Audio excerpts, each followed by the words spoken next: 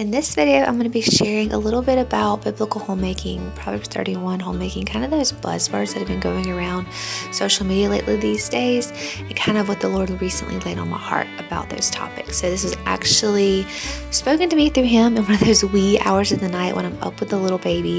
If any of you other mamas feel the closest to God and feel Him speak the most in those late hours of the night, let me know below. I think it's just a way He meets us in those really difficult, sleep-deprived times that is actually really special. Okay, so let's talk about biblical homemaking and the Proverbs 31 model of a woman. So there are so many channels now, YouTube channels, social media accounts, centered around those two topics right now. Although I don't use those phrases that much on my own channel, I actually really love watching videos sharing those type of topics. And I suppose I would call myself a biblical homemaker, and then I do strive to be a Proverbs 31 woman. But until about a week ago, I would say I was sort of numb to what the terminology really meant. Of course, I'm a stay-at-home mama, so society would label me what is called as a homemaker, and I'm a Christian, so I guess you could say I'm a biblical homemaker.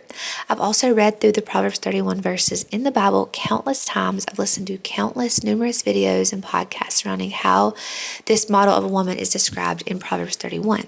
But I would have to admit, I feel like I have just been going through the motions of biblical homemaking until recently.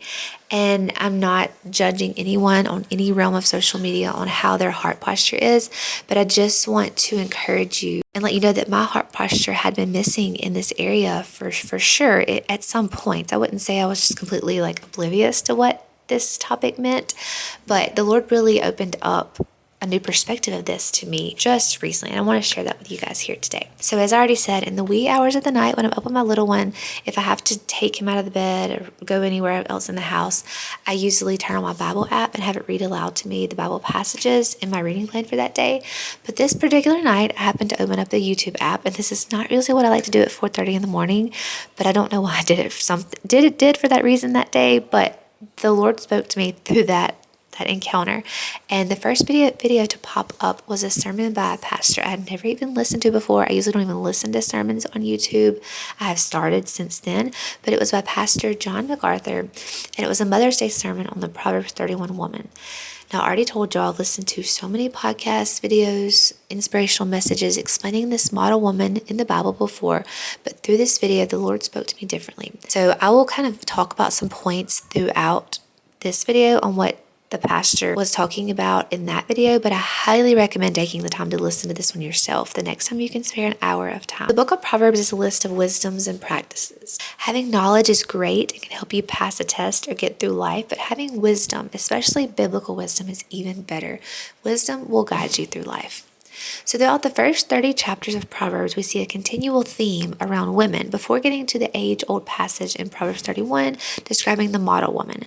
So in that sermon, he points out there are various scriptures about women in Proverbs. There's the adulterous woman who has 2 books dedicated to her, teaching men how to avoid immoral women.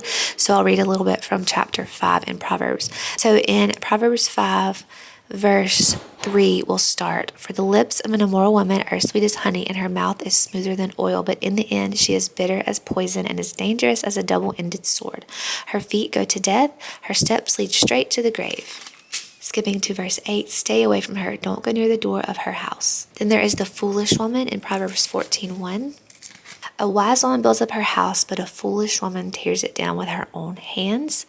The disgraceful woman in Proverbs 12:4. "A worthy wife is a crown for her husband, but a disgraceful woman is like cancer in his bones." The rebellious woman, Proverbs 7:11. Well, actually start in verse 10. "The woman approached him seductively, dressed and slight of heart. She was the brash, rebellious type, never content to stay at home. She is often in the streets and at markets, soliciting at every corner." And the quarrelsome woman in Proverbs 21:9 and 21:19. "It is better to live alone in the corner of an attic than with a quarrelsome wife in a lovely home." And then in that same chapter, a few verses over, verse 19, "It's better to live alone in the desert than with a quarrelsome, complaining wife." All of these poor examples of women are leading up to the excellent wife described in Proverbs 31.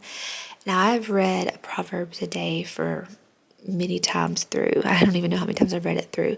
And I've never put together the foreshadowing of these immoral, adulterous, foolish, disgraceful, rebellious, quarrelsome women that lead up to the Proverbs 31 woman until now. I'll leave all these key verses about describing women down in the description box if you want to go through, read them for yourself, and just let the Lord speak to you through them in his own way.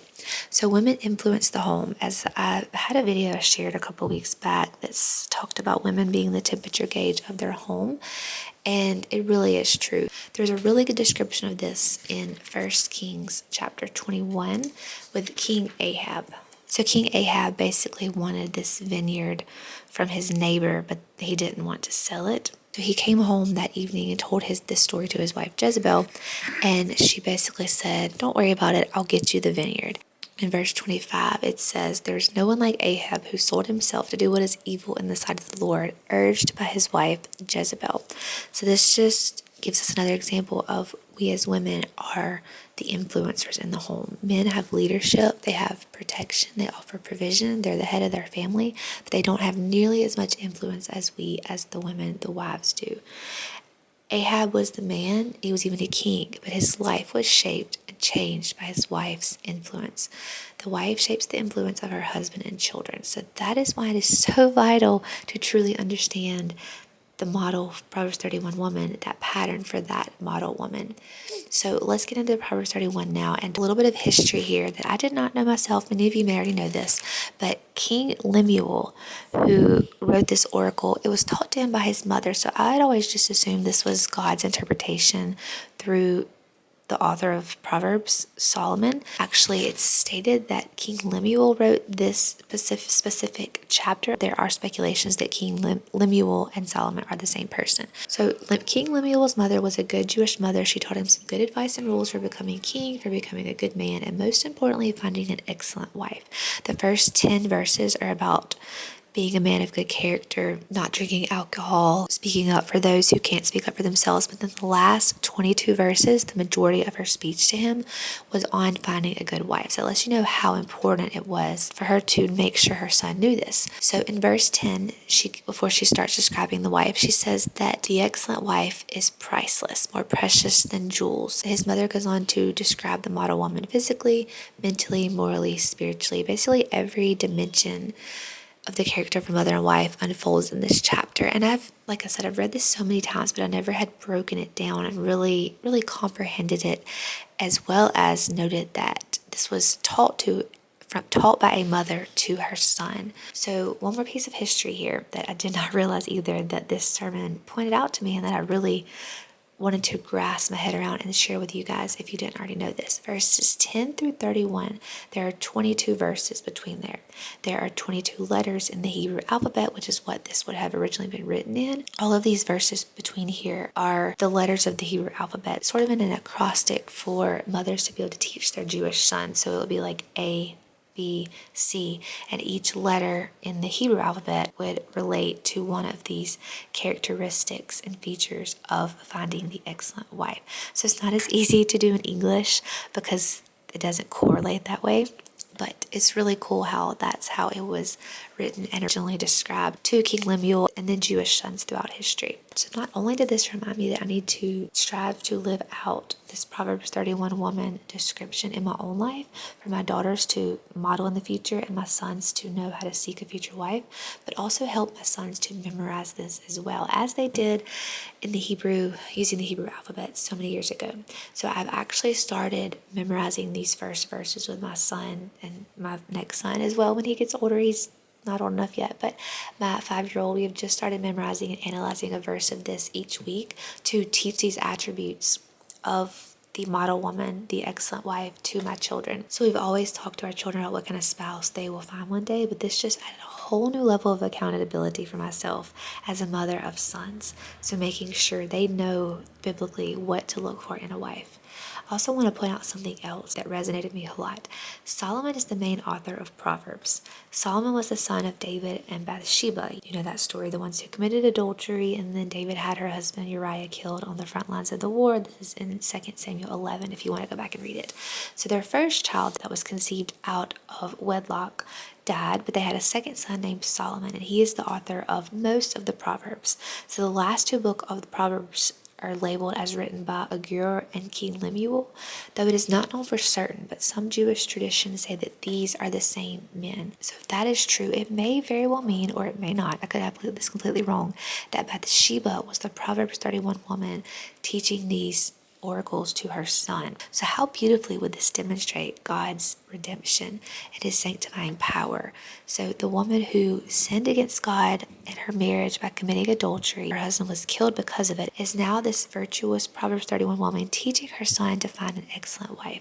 So the story of redemption can encourage us all that no matter what our past may look like, it is possible for us to strive to be that Proverbs 31 ourselves. So I could have that completely misinterpreted, but it was really interesting that could possibly be Bathsheba that's describing these attributes to her son. So we won't go through every verse in the oracle King Lemuel's mother taught him, but I do want to share a few that recently made more sense to me, kind of opened my eyes, and I've been striving to apply more in my marriage and mothering most recently. So I know God can speak to each of us differently through the same verses, so I always encourage you to not just listen to someone's interpretation of the Bible, but always read it yourself and let God speak to you through those verses, because he could very well speak to us in different ways because we're all in different seasons of life. So the first verse that we'll talk about is verse 11. Her husband can trust her. She will greatly enrich his life. She brings good to him, not harm, all the days of her life. So this just really reminds me that her husband should trust us with everything. Her husband doesn't have to lock anything up. She's not going to harm his personal gain. So the equivalent to this would be if her husband goes out of town, he doesn't have to hide the credit cards, worried that we're going to rack up some bills while he's away. So that one, just, not that I would do that, honestly. I'm probably the more frugal one in our marriage, to be truthful, but just reminding us that we should always be looking out for his well-being and seek his best interests. And verse 26, we'll wrap up here. All of these verses are so beautiful, but these are just a few I wanted to point out that have kind of had new realizations to me. Verse 26, when she speaks, her words are wise, and she gives instructions with kindness. So reminding me that wisdom should be coming from my mouth, teaching my children biblical wisdom. Just as I mentioned, I'm teaching these verses from Proverbs 31 to my son to help him learn what to look for in a wife, and also to model to my daughters what to be in the model woman, the model wife. And then when my mouth opens, that only kindness should come out. So just reminding me again that the tone of my voice matters, the words that I'm speaking to my family matters, and that is something that I have to ask God for help for every single day, is to put only kindness on my tongue, because it's very hard sometimes to speak in kindness, and it is impossible to do without God's help. But continual prayer and asking him to strengthen us in that area, it is possible. And I fail at it every day. But I'm continually striving, asking for forgiveness, and striving to do better with his help. I want to end by adding this other sort of correlation I recently had between the Proverbs 31 woman and the Titus 2 woman, the two most popular common chapters about the model woman. So both are showing an example of an honorable mother and wife. However, I just recently wondered if the Titus 2 model of a woman is geared more towards the women and moms with younger children. And contrarily, the Proverbs 31 woman has older children, and she is able to be more industrious, and she has children past that young child rearing age. So let me know your thoughts on this, because I could totally be interpreting that wrong between Proverbs 31 and Titus 2. As I said, I always encourage you to do your own reading and research when you listen to anyone else on the internet or wherever's interpretation of the Bible, because only God actually speaks to us through the Bible. We can listen to other people's interpretations, but unless we read it and decipher it and let him speak to us ourselves, you can't always just go by what someone else says. So say in Titus 2, the older women are to teach the younger women. And then it lists out a list of things of love their husbands and children, live wisely, be pure, to work in their homes. That one right there is kind of the key here, is to work in their homes, because the Proverbs 31 woman was working in her home, but she also had outside entrepreneurial jobs where she was making garments to sell to markets. Like she had a side business going on, a really nice side business. She was buying vineyards and planting crops. So kind of that's what kind of has led me to believe that possibly the Proverbs 31 woman could be more geared than with older children. But I could be totally wrong about that, because I still think that we should all know the Proverbs 31 attributes, the verses, and strive for them, and even more importantly, be teaching them to our children so they know what to look for in a wife. If you have sons, they know what to look for in a wife. If you have daughters, they know what the ideal wife should be doing according to the Lord.